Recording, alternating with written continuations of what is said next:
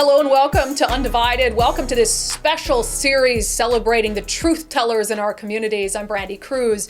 Last week, the first installment in our series, we talked with Kent Mayor Dana Ralph, who I said is one of my favorite mayors because of the nonpartisan way she approaches her job. Another one of my favorite mayors is joining us today to talk about being a truth teller. It is federal Way Mayor Jim Ferrell. You might recall that Mayor Ferrell ran for King County prosecutor. I was shocked when he lost. He's a Democrat, used to be a Republican, ended up changing parties, but he really, just like Mayor Ralph, has approached his job in such a nonpartisan way, and in particular as of late has been an important truth teller on the issue of public safety. Mayor Ferrell, welcome to Undivided. Thank you for having me. Yeah, I wanted to have you here because I feel like you just really don't care at all about political ramifications. Is that fair? Is that just that's my outsider perspective on you, is just like, you're just sort of like, meh, come what may. Well, you know, I actually worked for the legendary Norm Mailing, and Norm used to always say, if good politics is doing your job right and standing up for the things you believe in. So I don't even, there is no political calculation.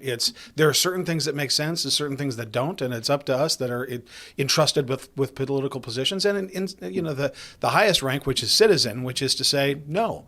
And sometimes I think the most important thing that we can do in life, if we don't like a direction something is going, is to say no. And most of us are just too polite to say so. I don't suffer from that from that affliction. And I think it's important to just say what you mean and stand up for the people that we work for. You know, it's so true but I don't know if it's politeness. Yeah. Sometimes I worry either it's like cowardice or it is a political calculation that they're making, that this isn't going to be politically palatable for my base. Yeah, I think maybe there's far too much of that. I think that really what I think the people, whether it's citizens and our neighbors or the elected officials, they just need to stand up for what they believe is true. I think that so much of this calculation is the base and the party, and it's like we just need to check that at the door and say, what's right in front of us? What is the decision that is in front of us? What's right? What's wrong? Where do I find my beliefs? And this car pursuit issue is just really, hits on all four corners of that issue of what are we talking about here, and stand up for what we believe is the right thing to do. I think actually one of the great benefits that I have is that I regularly go door to door. Even in the middle of COVID, I went to 7,000 doors, and I hung my door pieces, because you couldn't really ring the doorbell. But still, you find people out in the street, people working in their yard or their garage. And there is no substitute for having that door to door interaction where you have that sort of honest dialogue. And when I have those dialogues, people say safety. Yeah, well, it's keeping a foot firmly planted in reality. Yeah. And whenever I see someone predominantly running a political campaign on social media, yeah, I'm like, that's going to fail. Right, right. That's not reality. And that's you don't right. even know if those are your constituents. That's right. Speaking of, you had a campaign for King County prosecutor. Yeah. You didn't win. Yeah. I was shocked by how big the gap actually was. Me too. That's what I was going to ask. Yeah. For you, you were kind of, I think mostly PAC spending painted you really as a kind of right-wing, out of touch. Yeah. Did you think that was odd? I did. I actually, if you think about the number of mayors endorsements that I had, I kept up with her dollar for dollar. In fact, actually, I led her almost every day of the campaign and fundraising. And I thought I had a very centrist, approach. And I had, labor support, some Democrat support, business support, a really broad range of support. I think that the effort was to try to paint me with a red brush, and especially in King County, and try to accomplish that.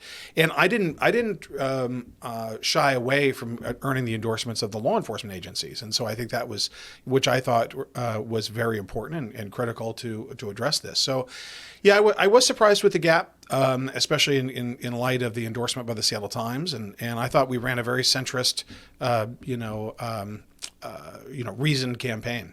Well, that's the problem, is that you did, and this was, and I said it on my podcast, it was the single biggest disappointment. I mean, I know that your disappointment was greater than mine, but it was my single biggest disappointment for for November, because I, like you, really believe if we don't tackle the public safety crisis, then we just can't move forward as a state.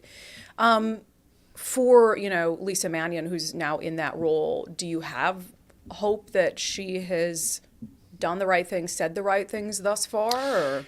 I do have hope always. And, she's been in the office for a long time. I know she's done a little bit of restructuring and it's critically important we give her an opportunity to do the things in the office that we hope she does. I have heard, good things so far. And I do think that actually if my campaign accomplished anything, it was interesting that the way we started the campaign and, the things that were on my website and what I was saying is I did sort of see her really sort of come in my direction in regard to holding offenders accountable.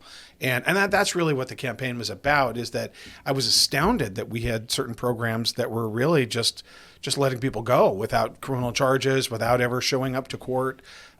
Just really astounding. Can we talk about that? Because when we talk about kind of common sense, right? Yeah. And how we balance the need to make sure that people can rebuild their lives, right? With accountability for their actions. Yeah. One of the points that really differentiated the two of you is how we deal with juvenile offenders. Right. What for you is the balance between, okay, we've got a kid who did something, I made mistakes as a kid, right? Right. I didn't rob anyone or steal any vehicles, so maybe there's a little difference there, but where should that balance be between helping out a kid who maybe got into some trouble and real accountability for someone who's young but did something serious? Yeah, I think it's I've got a 15-year-old and my wife and I and Good luck. Thank you, and he's growing up way too fast. He's our one and only, and we're still helicopter parents but I could tell you that one of the things you want to do is you want young people to learn from their mistakes. You don't want them to repeat them. You don't want to crush their spirit. They are at a really pivotal time, obviously, in their lives. And so you want to be able to course correct. But I think you hit the nail on the head in that what was disturbing is there is nothing wrong. And in fact, actually, you've got to have diversion programs. We've all made mistakes. I made a ton of mistakes as a young person. And what we need to do, though, is recognize that if someone commits a felony, whether it's a burglary, a robbery, a firearm offense, that those cases have to have a case number. You need to make sure that you find out what happens with those and you follow up. But the goal ought to be diversion and an ultimate dismissal. That should be the goal. So you don't see those people again, those young people.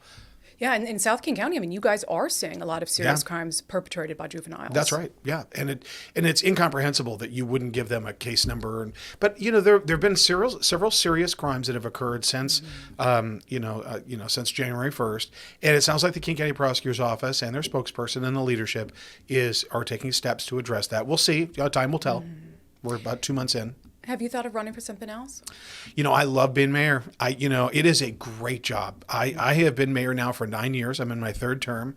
And, I think, it took a lot of negotiation with my wife to get me to be able to run for prosecutor.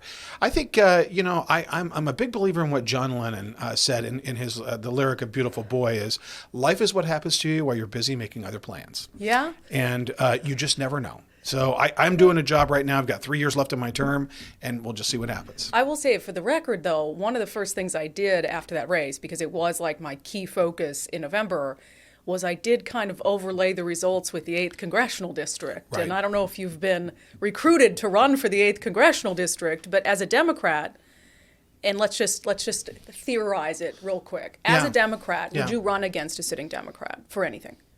That's a good question. It would just really depend on certain, we're talking about public safety issues, whether it's pursuits, drugs, those kinds of things. I think we really need to get away from party. It's about how are people performing? So that should be the answer to the question is Right. if I felt that the individual that was serving in a particular office was not serving the people well and that was being driven by other agendas other than that, then I would certainly take a look at it. But I do think that I was a Republican for years and years before I moved over to the Democratic Party, and I do think that the Republican Party really needs to speak to the center, needs to really find that center ground, find out the main.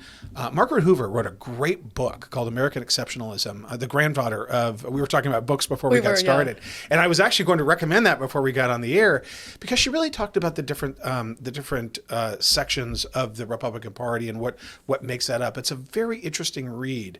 And I think that ultimately the Republican Party really needs to, just taking a look at what they're doing, they really need to get back to, as a party, about why are they a part of that, and not just about a particular person or a candidate or a race, but a core set of values. And I say that because the health of the political system really depends on two good, healthy political parties where we can meet in the center somewhere. And where I think you see dysfunction is where when one party really starts to crater, and then the people that are more on the extremes of the other party or take the remaining party in the wrong direction. And I think, and really what you're missing is that center where people really care about education, public safety, those kinds of issues. And it's exactly what's happening in our state. I think the one party rule, regardless of what party it is disastrous. You have no backstop for bad ideas, and they just, as we have seen, they just go full steam ahead with stuff unchecked. Yeah. I want to talk about your politics for a moment, because it was 2012, right, where you shifted from the Republican Party to the Democratic Party. What drove that decision for you? Well, candidly, I was very concerned. I remember watching the 2008 Republican National Convention in Minneapolis and just became very concerned. I thought that the direction of the Republican Party, especially, everybody loves John McCain, right? War hero, great guy. I think the selection of Sarah Palin was the wrong direction, and I think it foretold really sort of a swing to a particular direction. And so I became concerned with regard to energy policy, energy and conservation issues, the environmental issues. It's really the environment and the energy policy are essentially two sides of the same coin, obvious. And then you've got labor issues, and just certain issues where I really felt like I could be I was looking intellectually for a space for myself, and I thought, sort of as a blue dog Democrat, pro law enforcement, and strong on national defense, but also, like I thought drill baby drill, which is the mantra in the '08 convention, was just wrongheaded. And we need to be thinking about where we're going to be 100 years from now, 150 years from now. And America is going to lead the way on all these kinds of technologies like we always have. So I really think that we don't want to be the country, or the country with one party that has an anti-intellectual sort of stint. We really want to move forward, but it really is about finding out where the bulk of the country is. And at the time, I really felt myself. I found an intellectual space there, just left of center. There is actually a division within the labor movement between hard hats and the more. There's a phrase for it, where you've got more of the building trades versus more of the progressive element. And that's sort of the split, I think, that's occurring in the Democratic Party right now, which is that, where do we find ourselves? But, it's a big jump to abscond to a different political party entirely. And abscond, I love that word. Was any part of it just a calculation that, hey, this is Washington, we're getting bluer and bluer, and I can't win as a Republican? Well, no. Actually, my wife Wendy, I was driving her crazy for years because I ultimately, what's fun is I always used to, I went to University of Washington. We both did, and the color is purple, and for the Huskies, and I tend to, purple actually is a good color for me. I really find myself. Really, and as we all are, a mix of our backgrounds. I think actually what's happening in America right now is a divide that is so unnecessary. And really the founders were very concerned about it. Washington was concerned about the rise of political parties. I think it's important as a rallying cry and a rallying point for certain ideological issues. But when the party becomes more important than the entity, whether it's the city, state, country, I think that's where it becomes somewhat counterproductive. So I thought at the time that that being left of center and being a working class Democrat, but also pro law enforcement, that is an intellectual space that I could occupy, and I put a great deal of thought into it. And the reason I mentioned Wendy was because there for years I had very. I kept asking the question, am I in the right party? Am I in the right party? Because I had, certain core beliefs, whether it was, labor or environment. And I do think that it's the leaders that can show that great crossover. Ronald Reagan had great crossover. Yeah, remember, it was the Teamsters endorsed Ronald Reagan. The air traffic controllers, the ones that he eventually had to fire during the campaign, they endorsed his campaign, and so he had that real mix. And that's really what I like to say. And I've been in politics now over almost 30 years. And I did an internship in D.C. I did, I was, a couple of national conventions. And I was there when the balloons dropped for Dole. I was there when the balloons dropped for 43. And then I've now have a decade on the other side. I could tell you that politics is about addition, not subtraction. Yeah. And it's about bringing people together. And when you really have the ability to speak to really to capture the imagination of both sides, that's really what leadership is about. But fast forward 10 years since you made that decision, do you feel like the party you chose is about addition and not subtraction? I think we've got some real challenges. I was very surprised at the reaction I received during my campaign. Especially, I had been a precinct committee officer for 10 years. I was astonished at the reaction I got in certain quarters. And so, painting you as not one of us. Right. Astonished. And so I'm trying not to take it personally. I think, I ran a hard campaign. And what I loved about that campaign was it was nonpartisan. That's what's great about being mayor. Nonpartisan, love it. But nothing's truly nonpartisan. I actually think most, being a leader now, I've been 9 years as mayor. There is no such thing as a partisan speed bump or a partisan police officer or a partisan, response. When you call 911 and the officer's on the way for an armed robbery, I don't care if it's a Democrat or Republican that's responding. I want a police officer there, and to show up to my house to help me with, And so I think that's really where I'm kind of occupying that purple space. Well, and don't get me wrong, I do think that the best mayors, and you're one of my favorites. The Kent mayor Dana Ralph is one of my favorites. Love John Nearing. And it's because you guys do operate in a true nonpartisan way. Yeah. But what I meant by nothing's truly nonpartisan is campaigns. Right. I mean, nothing, you had, for instance, Seattle city attorney race with Ann Davison, who had been a Republican for 1 minute. Right. But that became the central theme of the campaign against her. Yeah. So, I think I've asked you this before. Why even choose a party? Right. Because I feel like you're I tend to think most people just choose one out of convenience. Right. Why even identify with one? Yeah, I think it has to do with. That's a great question. Thanks. I'm making you, rethink your whole life today. Exactly. Well, I would say that there are certain issues and certain folks. What's interesting? This reminds me of this. You asked me about why did I switch over? It was really I led the effort to create the elected mayor system in Federal Way, and I had been a Republican for years, and it was so fascinating that some of a lot of my longtime supporters had stood out and held signs for me. They were all sort of blue dog Democrats. Mm-hmm. They were working class Democrats, and all of my friends just sort of naturally were part of this group that were very sort of just left of center, as we've discussed. And it was interesting that when I went to change the form of government 14 years ago now in Federal Way, you would have thought I was trying to outlaw cats and dogs. Yeah. And the Republican establishment, and it was interesting, the closer I got to the water when I was doorbelling for it, the more resistance I got. And it was like the more I think there was something about the elected mayor thing and campaign which sort of naturally a lot of my coalitions and support sort of naturally came together. It was interesting. Just something, and I'm trying to. You really went down the rabbit hole there to avoid my question. But and here's why I asked that. I just don't think that either party has earned you. Yeah. And I think that for a lot of people, you left the Republican Party for a reason. Right. And the reasons that you articulated have not improved in the Republican Party. As you said, I share the same hopes that the party can get back to maybe the core, what they're supposed to claim to be about. Right. Yeah.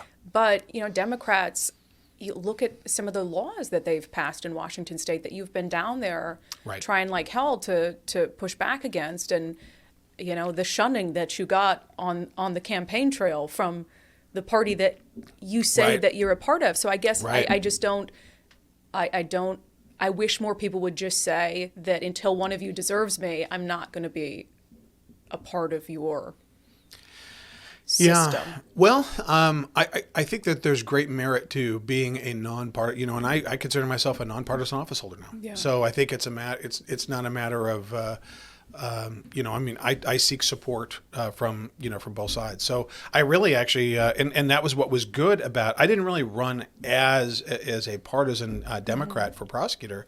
It was nonpartisan, but I think my opponents, consultants and their campaign, really that was the focus, to brand me with with a red label. And most people, when they want to try to put you in a box, they want to brand you and push you over. And I think on the national stage, we've had some things that have occurred nationally that I think just don't work really well here in the King County area. Yeah, and I understand the big tent concept, but I think a tent can be too big. I think when you are a Republican Party and you have everyone from Marjorie Taylor Greene to Liz Cheney, it's like, well, what are you? Right. What am I getting into? And then when you have a Democrat Party and you can have everyone from Joe Manchin to Alexandria Ocasio-Cortez, it's like, what am I getting into? Right. Why don't, 10 years ago you switched parties. Why don't today let's just make you an independent? No? You're not ready? Why don't you announce today that you're leaving the Democratic Party? No? I think it's just safe to say I'm a nonpartisan office holder. All right. Yeah. When you want to come to the land of independence, give me a call, because it's really nice here, although everyone hates you. No one likes when they can't figure out where your loyalties are. Right. But that's okay. Well, I actually have been very interested. You've got some great history books here. I'm a big student of history, took a lot of history classes at the University of Washington. I've thought for years that what would be fascinating is a fusion ticket at the national level. Wouldn't it have been fun? We were talking about the 2008 presidential race. McCain really wanted to pick Lieberman. He did. I read about that. Yeah. Imagine if he had done that. And I think actually before that, in 2004, John Kerry really wanted to have McCain. And I think that, and before that, actually, you had, it was Tim Wirth, the senator from Colorado at the time. He ended up in the Clinton administration.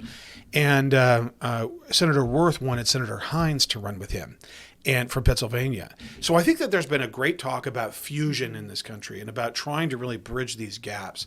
And that's really what I love that thought. Yeah, can you imagine what a different place we'd be in if McCain had picked a Democrat and won, perhaps? Right. It'd be interesting. Yeah. I do want to talk to you about some of the appearances you've made down in Olympia. You bet. As I mentioned, I had Mayor Ralph on the show, and we talked about this frustration of South King County mayors feeling like you're just down there flailing in Seattle's shadow. What has it been like this legislative session trying to advocate for the public safety priorities that you think that they need to be focusing on? Well, we're having a good discussion. I've been down there first on 1363, which is the pursuit bill. And I think there were several versions of pursuit, the fix. I could tell you that in Federal Way, it's astonishing what has occurred, just absolutely outrageous. And and we have linked, statistically and numerically, once the law was passed, car theft in the city of Federal Way has gone up just in the past year, 58%. Wow. We've had 550 instances of people running from the police since the law went into effect, and we had one just a week ago Friday, where we had pinned a guy into one of the stolen car into one of the motels on Pacific Highway. What does the individual do? He's in the car. He's like, well, I'm behind the wheel. I don't have to stop. He rammed into the car, spun his wheels to the point where smoke was coming out, pushed the police car out of the way, and then took off. Wow. And under the law that we have right now, we can literally not pursue him. Wow. And it's just in a stolen car. So I think actually what you really need to do is, I think that there's all kinds of agendas. I went down there and I looked at the members of the committee, because first I went through the there was the Public Safety Committee, and then it went to Transportation. And when I was before the Transportation Committee on 1363, I said, every one of you and everybody behind me got here by way of a car today. What would you do if you had gone out to your car and it was stolen? Now I want you to imagine that a couple hours later, a police officer is behind your car. I think it really is. It really undermines common sense that you wouldn't want the police to be able to pursue your stolen car. And most of it, I said most of the people that are on the dais and in the audience would be able to absorb that loss. The people that are not are the people that are really, working class people that do not have the ability to absorb that major loss. Car theft, since this law went into effect, has gone up 88% statewide. It's outrageous. And they are really sacrificing the public safety of 90% of the population to pursue, to protect these offenders and a social agenda which is disconnected from common sense. When you hear someone like Senator Manka Dingra, Chair of Law and Justice, who really was someone who I think directly led to that bill being watered down, when you hear her say, well, I have not seen data to suggest that the crime crisis is a result of that law. I just gave the data. We have the data. Yeah. There are, I think, actually, several thousand more. It's several thousand people. I think it's 2,000 individuals that have fled from the state patrol. They have the numbers. Oh, it's more than that. It's 3,000. Yeah, it was 3,100 in 2022. Thank you very much. Thank Insane. you. Right. So I think I was wondering if that was the delta, but yeah, that number is an insane number. We already have the numbers. So I guess I don't think that's intellectually honest. No, I really, and that's what I'm talking about is that I think that I was in in some of these committee meetings where they're discussing the numbers, and I think it's a shell game. I think it's actually not intellectually honest. It's absolutely outrageous that the police cannot pursue for most felonies, and this whole thing about we're going to add sex offenses and we're going to add assault. I was a prosecutor for 19 years. Mm-hmm. I'll give you one guess. How many of those did we arrest the suspect in a speeding car in sex offenses? 19 years, not one, not one. Right. That's not how sex is. So to add that to the list of offenses that you could pursue people for is, again, not intellectually honest, and it's window dressing. And it's really, that's the kind of thing where you just kind of just shrug your shoulders and say, what are you doing? Yeah.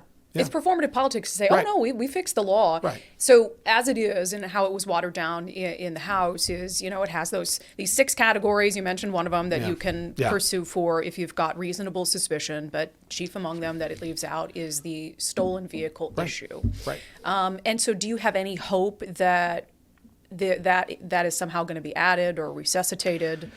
Well, I was recently told that if we try to hang, we've got lobbyists down there, and I've been told by our people in the know that if we try to hang the amendment on the bill on the floor, that'll likely kill the bill. Mm-hmm. So I spent the last week thinking about this, and I worked in Olympia when I was, when I did an internship with Senator Von Reichbauer at the time, now a King County Council member, and he always says, stop telling people that. It was 34 years ago. And, he's been involved for 50 years now. Yeah. He'll be really mad if he hears this. He was appointed to the state senate in 73, and he's a great friend and mentor, good Republican. And when I was down there in 89, in the sessions that I worked since then and my time in politics since then, over the course of 30 years, Olympia is a place in which people engage in incrementalism, and that you don't always get, as the Stones say, you don't always get what you want, but you get what you need. And I think we're starting to move in that direction. So that's the long way of saying something on 1363, something's better than nothing. Well, let's just start with something. I think the perfect would be to add either all felonies that they could pursue for, because these are law enforcement professionals, or at a minimum, stolen vehicles. Maybe next session. Yeah, well, they're going to do their 19-person study, and they're going to study the issue until 2024 or something like that. They could study it for 100 years. What does that mean? That doesn't make any sense.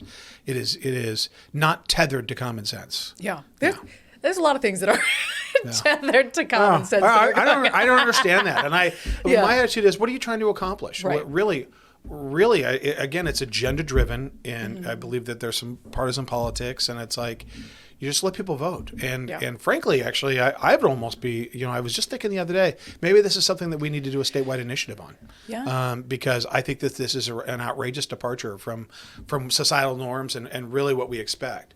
The core function of government is to protect the public. Yeah. That is why we have government. It's a very core element.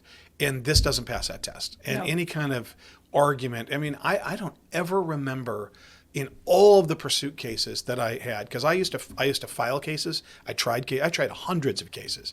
I filed felony elude cases, stolen car cases. My last assignment at the King County Prosecutor's Office, after a couple of years in HVAC, which is homicide, violent crime, there was MDOP and then there was HVAC. We cleaned up the rest. And but the last assignment I was in the office was a stolen car unit. And sometimes these guys would have cases, when we still had paper files, would stack up, a foot off the desk. They would steal one to one, go one car to the other.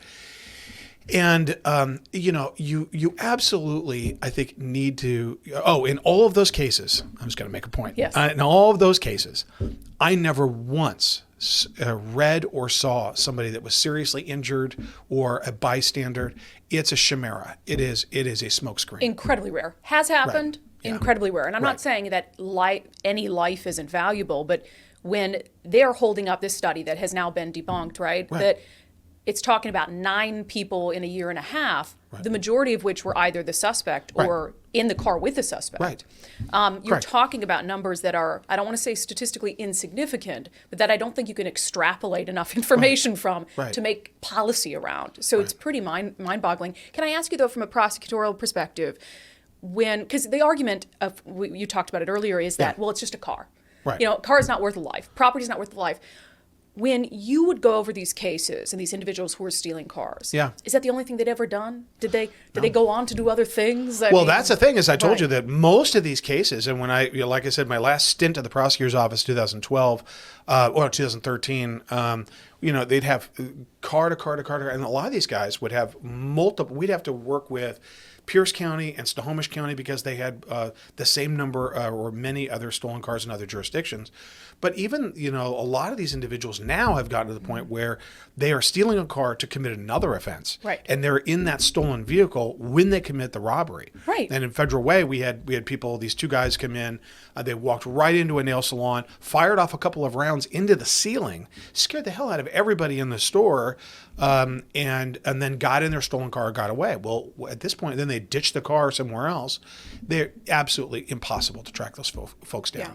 Well, and that's what I'd ask people like Senator Ingres. What do you think they're stealing cars for? Right, They're not exactly. stealing the car to get to work. Right. It's a felony Right. to steal the car. It's a felony to elude. It's a Right. Class C felony. Right. Is it still? Yeah. Well, it is technically a Class C felony. Right. And so you're stealing it and you're running because you're scared that what you're going to get caught for is worse. Right. And so it boggles my mind that they're either deliberately or really don't understand. Yeah. Well, just think about that. Again, people who are in the least ability to recover from a stolen vehicle, because when your car is stolen, it's damaged, it's been destroyed, it's been either in an accident or its dash got ripped out, its windows got broken. And it's just really, and now you've got people that really don't have the ability to replace that car or to repair that car. They've got to go to work. They got to take their kids to school. Your car is this, at least in this area, is the central way that you get around. So I just think it's just outrageous. And I don't understand it. I'm 56 years old. I literally have, it's like when I hear somebody say it's just a property crime, I'm like, shame on you. I mean, where is your common sense and where is your sense of right and wrong? And that's where I'm at. Yeah, and I think there's just this feeling, at least I feel, and I don't think it's an exaggeration, that they're prioritizing criminals over people who are just going about their lives, working hard, trying to make a living and survive. And it's like, where are your priorities at? I want to ask you quickly about Blake.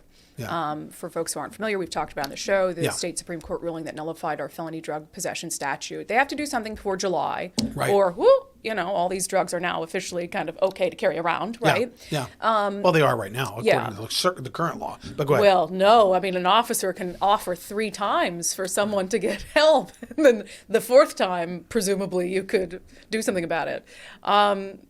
So on Friday night, there was some. I don't know if you've heard the interesting happenings. But there, getting ready to vote on what I think is one of the weaker solutions to Blake.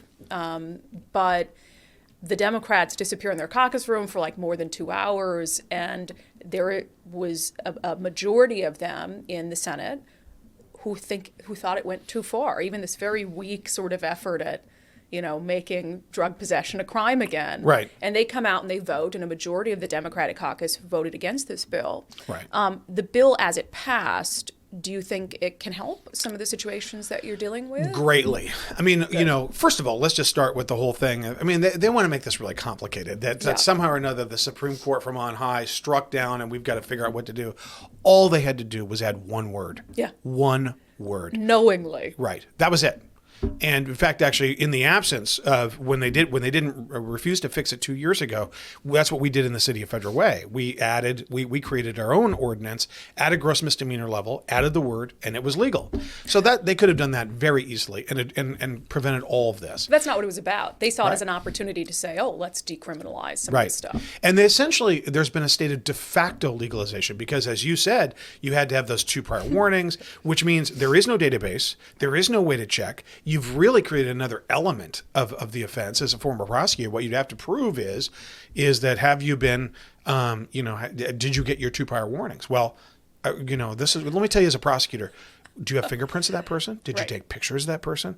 So really what they did is there was a state of de facto legalization for possession. Well, again, intellectually dishonest and not helpful to cities trying to run a city where, you've got people on the sidewalk, on a park bench, shooting up. And what are you doing? I mean, where kids are driving by and families, it's a breakdown of the societal order. And it's not right. So was it 5536? I think that sounds right. Yeah, the Senate bill. Live on air, yeah. I went down and testified in favor of it. I actually think it's the right fit. I think a gross misdemeanor, which is punishable by up to essentially a year in jail and a $5,000 fine, that's the maximum, right? Yeah. But what you want to do is give local courts the ability to be able to enforce street level narcotic activity, possession, and so I'm glad they got it through. It's a good thing that I'm glad that even though a majority of their caucus didn't support it, you have to give the Democrats credit for letting it get on the floor. Right, and that is, that hasn't happened. So the pursuit bill, just really quickly, the 1363,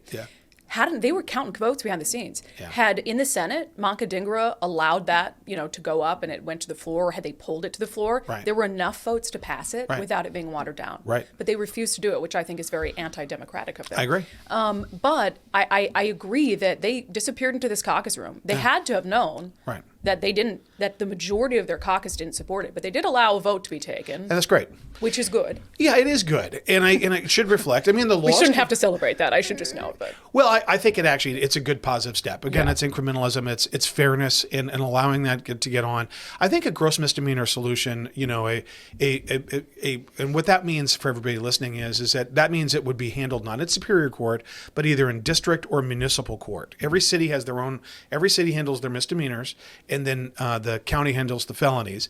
And then you also, for misdemeanors that occur in King County areas, you've got district courts in the various district courts around King County. I think this is the perfect way to handle this because low-level possessory offenses, a lot of these folks are really, they're in the throes of addiction or they've got other issues, but they're also committing other crimes to feed that addiction. Yeah. So you're really not doing anybody any favors by looking the other way. And a misdemeanor or a municipal court or a district court is the perfect avenue to address that. I spent 3 years as a city of Renton prosecutor at the municipal court level, and it's a treatment court. It's getting people back on the right track. Sometimes people need to do a little jail, but for the most part, it's about getting people back on track. One complaint I've heard bandied about is that you're kind of throwing this on municipalities who might not have resources. Are you guys fine? You're going to deal with it? Yeah, you know what? I hear that. In fact, our lobbyist says, well, we need to get the money. I'm like, forget the money. I mean, I actually... You want me to scratch that from the record, Jim? Exactly. Let me just tell you, as a mayor, there's certain things that's like, how much does this cost? It's like, how much does it cost not to do it? Sure. And I'm like, don't let that be the reason this fails. And so I'm sure if Jim Hedrick is listening to this, Yes. we got Jim Hedrick and Luke S. are helping us with our legislative affairs. They're great. Luke is a former state senator and had been involved in partisan politics. They're great. Yeah. So what I can tell you is that that's nice. We need that. It's nice. But at the bottom line, we just need the law in place to address it. The money we'll figure out later. Yeah, Jim will take the money. Exactly. You offer it. He just doesn't want you to kill the bill over it. Exactly. Yeah, and I think this is one of those points of common sense agreement. I mean, there was just a bill, a bipartisan bill I liked a little bit more than this one, the June Robinson bill, but because I like the Jesse Solomon bill. But right. I think this is a point we can all agree on is we don't need drug addicts sitting in jail. Right. I don't think anybody wants that. And that's this Right. false dichotomy that's been set up. It's like you have one side that wants them to rot in prison Right. and then the other side that wants them to just keep using out on the Right. streets. Right. It's like what I do like about this bill is that at every stage it pushes them to get treatment. Right. And they can get their record expunged if Right. they successfully finish treatment. And I think that's great. I think we I do don't too. want people to be haunted by their past if Right. they can get better and become productive members of society, but it gives law enforcement a tool. So And I like Senator Solomon. Actually, I've met him a few times. Yeah. A public defender, great guy. And his bill was good. I think it ended with 47. I think that was his. It was 55-47, I think. And it had some interesting components to it. Mm-hmm. What I like about the vehicle that's moving now that came out of the Senate is it does, if treatment is completed, then it results in a dismissal. So it really isn't. It's not about It's not about incarcerating people or warehousing people. It's about making sure that you've got the mechanisms in place to get them help. Yeah. Yeah. Yeah. And it's a similar thing with the pursuit law. The criminals need to know that they could get pursued. Right, They right. need to believe that that's a possibility. Right. And I think with the people who are in the throes of substance abuse, there needs to be a possibility Right. that they could be detoxing in a jail cell, and that's the motivation for them to be like, well, I'd rather go to a facility where I can. Don't you love those 911 calls from suspects? Yeah. Going out Oh, they can't pursue me. Back off, bro. It's like, for Senator Dingra, do you need anything other than those 911 Right. calls to prove that your law is a failure? Right. Exactly. Oh, it's good. What are we trying? What are we solving for? Yeah. That's where you really just have to ask. What are we working toward? What's the goal? And the goal is obvious. We always want to make sure that we've got justice. That we want to treat people fairly. That we don't want to put law enforcement in situations that are overly dangerous. Yeah.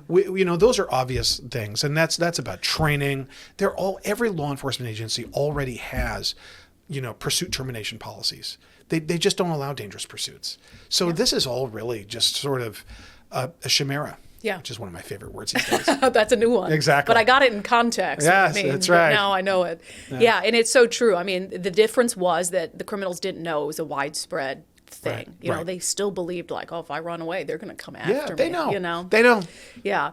Well, Federal Way Mayor Jim Ferrell, this has been fun. Yeah, thank you. I told you that this is a series really highlighting people and celebrating people who are saying what needs to be said regardless of what comes after that. Right. I guess what would your advice be to your fellow public servants, to other folks who might be kind of in the middle and feel a little scared to speak out because the fringes are terrifying and might say something about them? What advice would you give them about why they should or how they can? I would always say, first of all, I say to all of those fellow public servants, thank you for your service. And I think, I think it's important to always, be truthful, be intellectually honest, and to do the difficult things. I mean, I think that's, that's what we're put in office to do. I mean, we've all heard that John Kennedy, is really one of my heroes, and it's like, you hear that great Rice University speech, which is, we do these things, talking about the moon thing.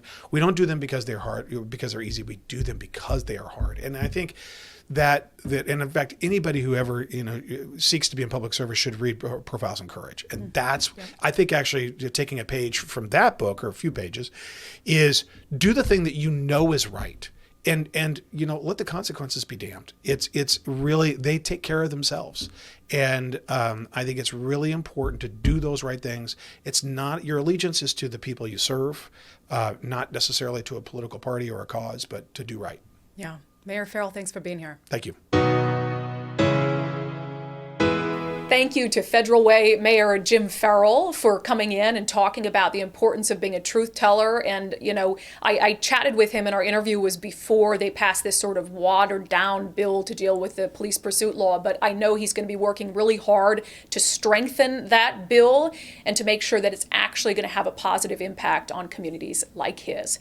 We will have our final episode in our special series on truth tellers coming up on Friday. A woman who I got to meet for the first time, who has an awesome life story and so much wisdom to impart on how we deal with this drug crisis of ours. So I hope you can join us on Friday for that. Remember, subscribers to the show get early access to these special episodes. You can sign up at patreon.com/undivided or by becoming a contributor on my locals community, brandykruse.locals.com.